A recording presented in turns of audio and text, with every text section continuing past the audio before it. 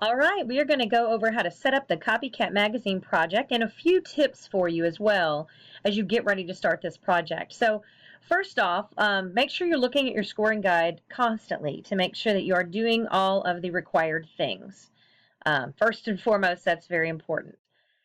Secondly, when you get into Photoshop, make sure that you're already in a position where you're ready to work. So you should already have your teasers, you should already have your pictures, and you should be ready to roll.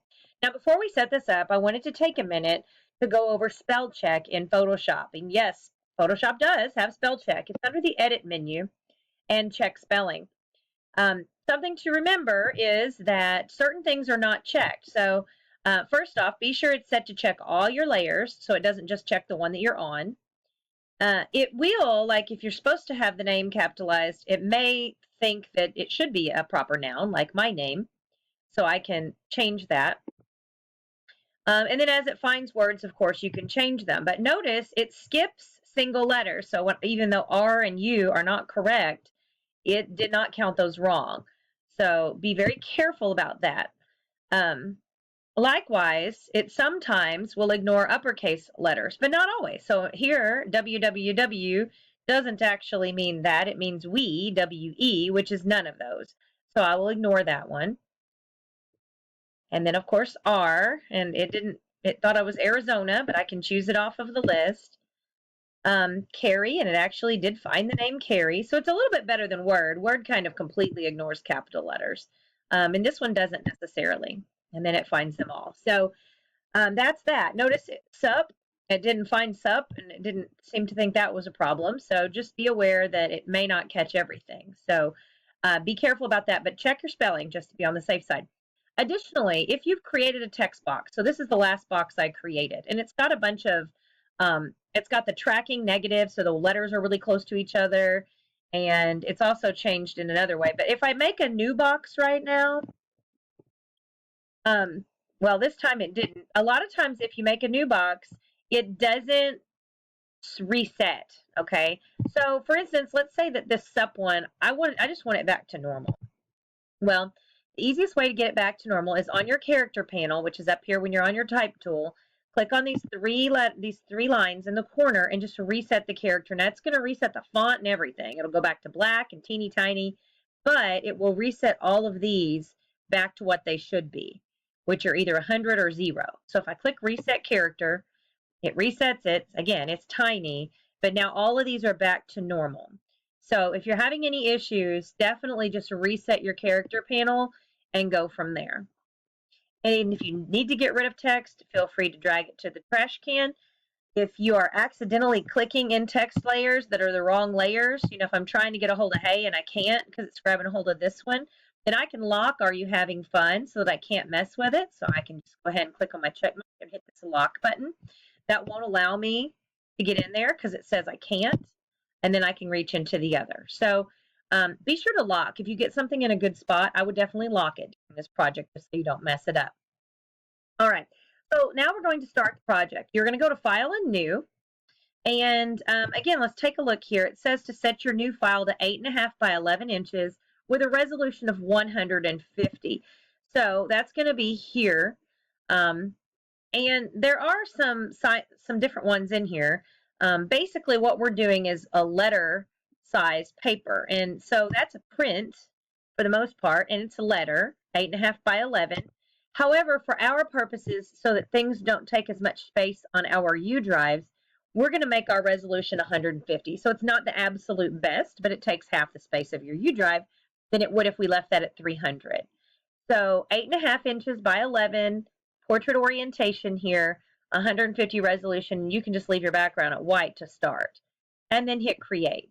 This is going to give us our main document. And then you're going to want to get that background on there. And depending on your cover, maybe you need a color, maybe you need a gradient, maybe you have a picture. Let's say I have a picture and that picture has a blurred background. So I'll take this picture here and drag it over. And let's say that I was going to use this here for my magazine cover.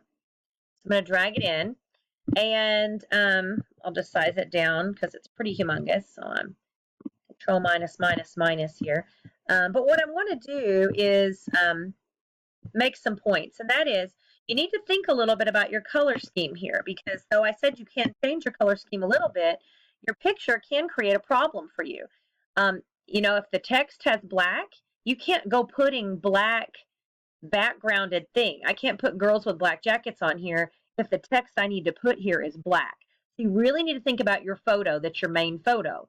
If you're going to be putting black words right here, this is a no-go. This is not going to work as a background image. Okay? Further, if you have to do something to the background, change the color or blur the background or whatever, just please do that non-destructively. Okay? So here's my background picture. And if you wanted to blur, now there's a lot of filters here, and we can do the filters on their own layers. However, in order to do those on their own layers, we need to make this layer a smart object. If we make it a smart object, it'll have these icons in the corner. Then if we use a filter, the filter will be non-destructive. If we don't make it a smart object, it won't. It'll be glued to the layer. So I'm just going to go here to blur and a Gaussian blur. You can see here it's going to blur my entire picture. And I can just increase it. You know, I can make it go crazy. Now, you wouldn't want to go this nuts. I'm just doing this as an example. And then notice it gives me my blur. So I can turn the eyeball on or off of the blur. But I can click on this and paint in black to make areas not be blurry. A nice black soft brush. That's good size. And, of course, you probably would be a little more careful here than what I'm doing because you don't want to make the whole picture. You know, I'd use a smaller brush around the edges, but for the purposes of this, just to kind of show you how it works, then you would just paint out those areas that should not be blurry. So there we go. And again, using a nice big soft brush here. Okay. And then my background is blurry, and if I turn that off, you can see we further blur the background. And we can always edit that. We can go in and say, no, I want it blurrier, and I can make it even more blurry. Okay. So if that is my background, then I would be good to go. But again, you must give thought to the color of your dominant picture, because when you put those words on there, you can't add bevels or drop shadows or glows. You can't do any of that unless your original cover has those things. So that's going to be a big deal for you if you're not careful. All right, another thing that you're going to want to do right off the bat is you're going to want to take your barcode and get it on there. And remember, you need to put it in the same place that it is. You should be able to find your barcode in the class files. We have a barcode that everyone will use. So when you click on files here, you're going to come in here and find the barcode. You can just click it and download it, or right click it and save it, either way. So here it is. I'm going to save this image as barcode and pop that into wherever I need to put it.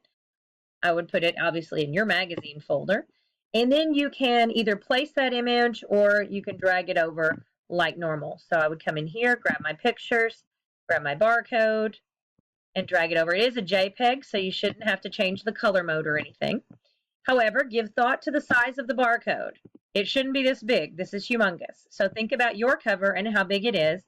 And if your cover doesn't have one, you know, make sure it's still readable. It needs to be readable. Okay? And then, of course, position it as you see fit. Now, hold shift when you're rotating if you have to turn it sideways, and it rotates a little better as far as rotating in perfect increments of certain degrees. If you have to add your, well, I did this upside down. If you have to add words to it, this says JHS Photoshop on here, if you can see it. I just can't seem to get over there. I'm on a touch screen. I could be touching, I guess. So really, you need to flip it the other direction so that it's the other way. My bad there, huh? There is a rotate here, so I'm going to rotate it 180 degrees, and that flips it around.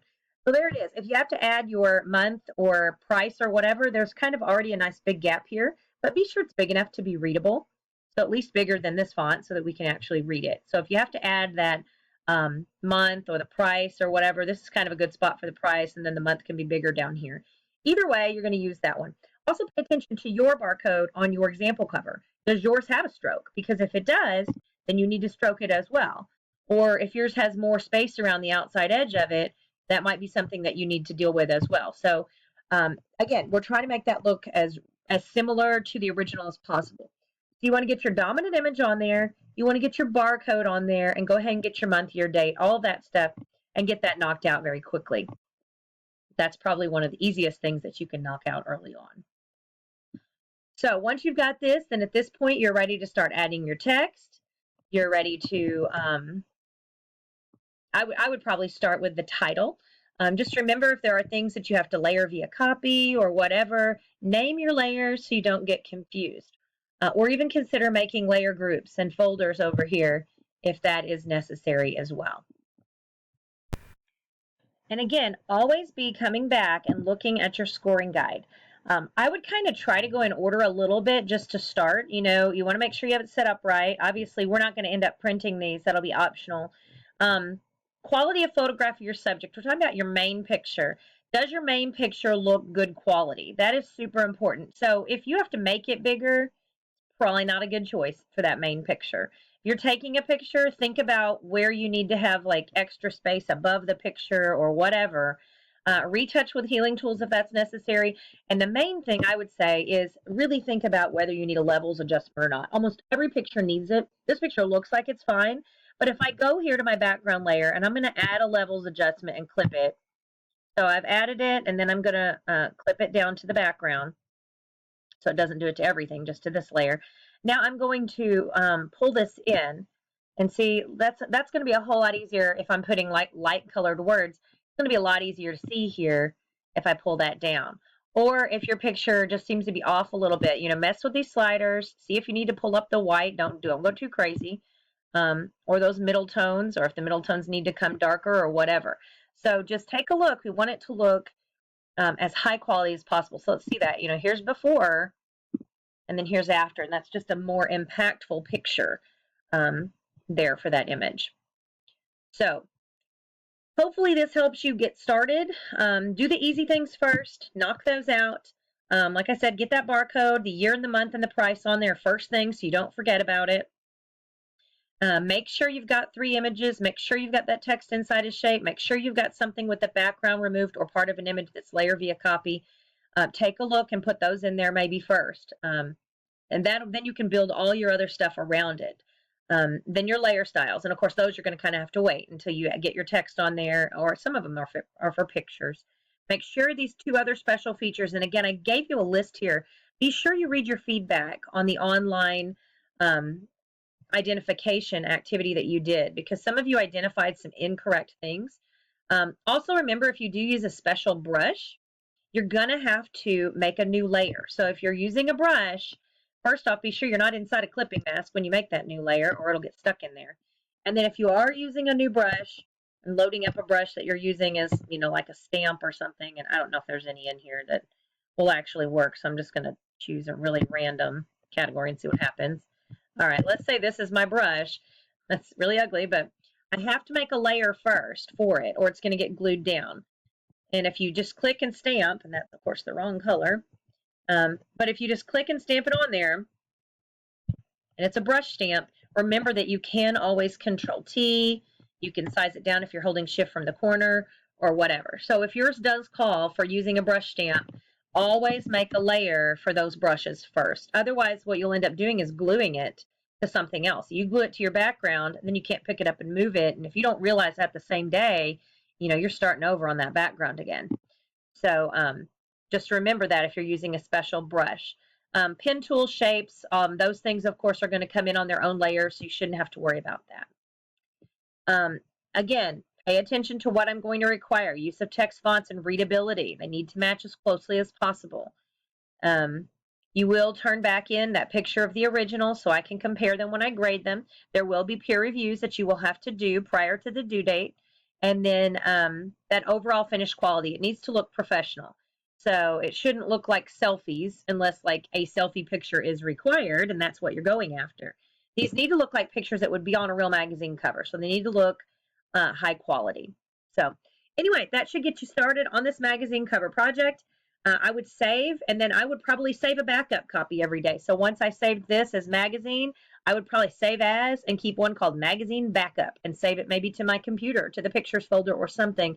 That's so you always have an extra copy, just in case something goes crazy. You don't want to put in all this work and lose it. So good luck to you as you complete these projects. I am super excited to see your finished work.